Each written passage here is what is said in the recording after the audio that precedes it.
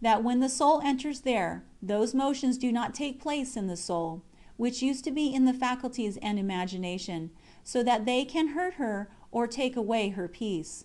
I may seem to mean that the soul by obtaining this favor becomes secure as regards her salvation, and does not afterwards relapse.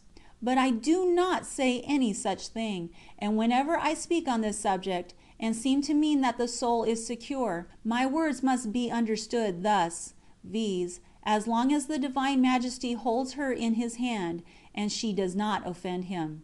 I know for certain, that though she see herself in this state, and though it may continue some years, she does not, therefore, think herself secure, but rather she has greater fears than formerly, and is more careful to avoid any small offense against God, as I shall mention hereafter. She also has such ardent desires of serving Him, and such continual pain and confusion, to see how little she can do, and how much she is obliged to do, that it is no small cross, but rather a great mortification. For in doing penance, the greater it is, the more delight does the soul feel.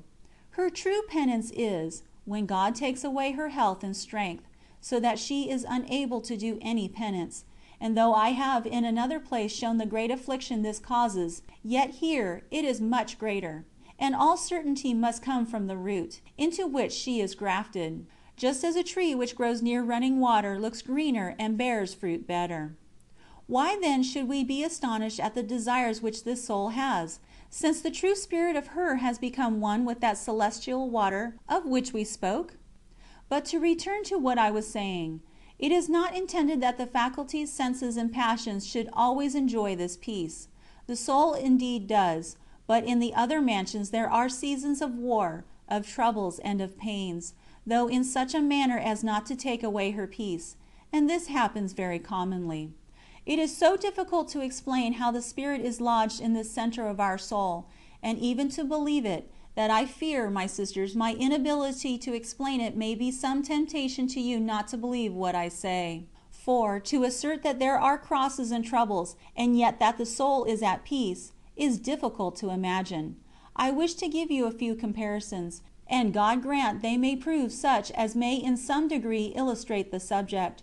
But should they not be to the purpose, yet I know that what I say is the truth. The king is in his palace, yet there may be many wars in his kingdom, and many offensive things done. Still, he does not on this account cease to be on his throne. And so it is here. Though there be many tumults and many poisonous creatures in the other mansions, and the noise of them is heard, yet no such things enter into this mansion, or force the soul to remove from hence.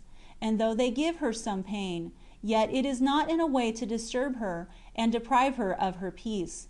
For the passions are now subdued in such a way that they are afraid to enter here, because they go away still more mortified. The whole body is in pain, but if the head be sound, no harm can be done to it. I smile at these comparisons, for they do not satisfy me, but I can find no better. Whatever you may think of them, I have spoken the truth. End of the 7th Mansion, Chapter 2.